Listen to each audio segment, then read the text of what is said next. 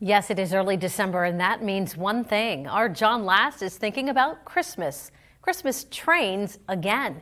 He traveled to Crawford County to take a look at another impressive model railroad display. And he also received a history lesson in this edition of The Last Word.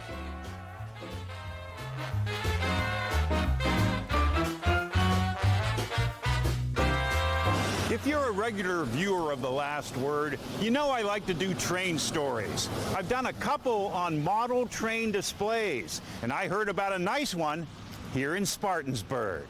This is Ron and Connie Sitterly's garage on Davenport Street.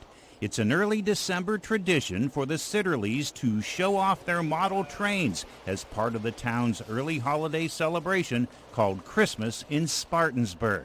The event was held over the weekend and draws people from miles around. It's just for their entertainment, that's all. I like to see people smile. I like to see them remember what they had as trains when they were kids. And, you know, basically we just talk to a lot of interesting people, make a lot of interesting contacts. Ron rekindled his interest in model trains 8 years ago when he traveled to West Virginia to ride a train powered by a Climax locomotive. He decided right then and there